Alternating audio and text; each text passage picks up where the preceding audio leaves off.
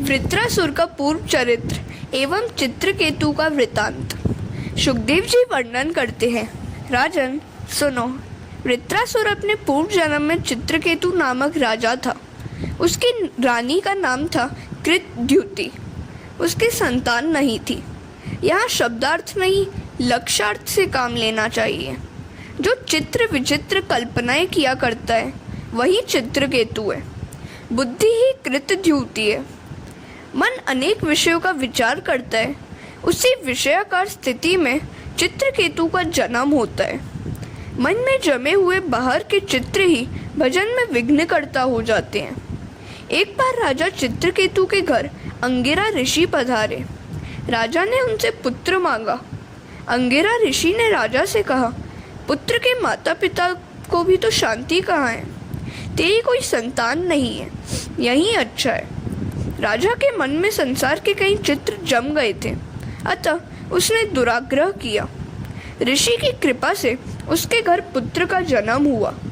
राजा की और भी पत्नियां थीं। ईर्ष्यावश किसी विमाता ने उस बालक को विष दे दिया, अतः उसकी मृत्यु हो गई। यह देखकर चित्रकेतु और कृतद्युति रोने लगे। ऐसे शोक के समय वहाँ अंगिरा ऋषि के साथ नारद जी आए। पुत्र की मृत्यु पर राजा रानी को विलाप करते देखकर नारद जी ने उन्हें उपदेश दिया कि अब पुत्र के लिए रोना व्यर्थ है।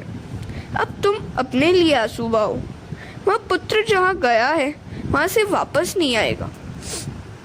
4 प्रकार के पुत्र। पुत्र 4 प्रकार के बताए गए हैं। शत्रु पुत्र, पूर्व जन्म का कोई वैरी ही सताने के लिए पुत्र रूप से आता है। ऋणानुबंधी, पूर्व जन्म का ऋणदाता अपना बकाया वसूल करने के लिए पुत्र रूप में आता है।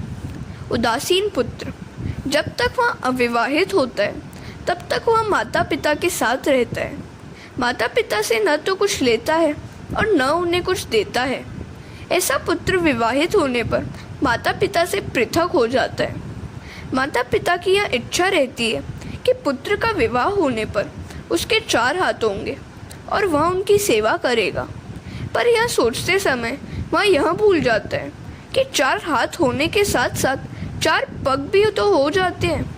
विवाह के बाद मनुष्य अधिकतर पशुवत जीवन ही जीता है।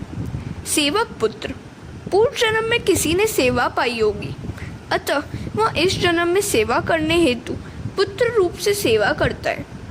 हम किसी की सेवा न करें पर दूसरे लोग हमारी सेवा अवश्य करें, ऐसी आशा करना निरर्थक है। स्कंद पुराण में पुंडलीक का चरित्र है। पुत्र को माता पिता की सेवा किस प्रकार करनी चाहिए, इसका यहाँ उत्तम दृष्टांत है। पुंडलीक के दर्शन करने के लिए भगवान स्वयं पधारे थे। वह भगवान के दर्शन करने नहीं गया था। पुंडलीक माता पिता की हमेशा सेवा करता था। वह माता पिता को ही सर्वस्व मानता था। माता पिता की ऐसी सेवा से भगवान ने प्रसन्न होकर दर्शन दिए। जब भगवान द्वार पर आए तब पुंडलीक तो माता पिता की सेवा में लीन था।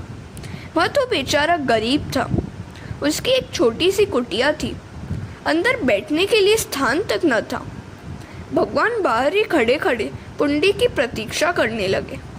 माता पिता की सेवा में व्यस्त पुंडलीक ने भगवान से कहा, माता पिता की सेवा के फलस्वरूप आप मुझे मिले हैं, अतः मुझे उनकी सेवा प्रथम करनी है।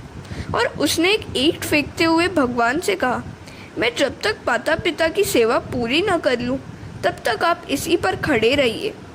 भगवान साक्षात प्रकट हुए, फिर भी पुंडलीक ने माता पिता की सेवा का कार्य अधूरा न छोड़ा। भगवान ईंट पर खड़े रहे। ईंट से वीट बना और उसका नाम पड़ा विठोबा। खड़े खड़े भगवान जब थक गए तो उन्होंने एक हाथ अपनी कटी पर रख लिया। आज भी पंढरपुर में ये वैसे ही मुद्रा में खड़े हुए हैं। पुंडलीक ने उन्हें जिस तरह खड़े रहने को कहा था वैसे ही वे आज भी खड़े हुए हैं। कटी पर हाथ रखकर ये बताते हैं कि मेरे पास आने के लिए, मेरा आसरा देने वाले के लिए संसार मात्र इतना, कटी तक की ऊंचाई जितना गहरा है। भगवान पांडुरंग की स्तुति का स्तोत्र श्रीमद् शंकराचार्य ने इस प्रकार रचा है, भवाब्धे प्रमाणम इदम माम कानाम नितंबम कराभ्याम धृतो येन यत्नात्। समागत्य तिष्ठन्त आनंद कंदम परब्रह्मलिंगम भजे पांडुरंगम भवाब्धि प्रमाणम इदम। किंतु किसके लिए? जो भगवान का बन जाए उसके लिए।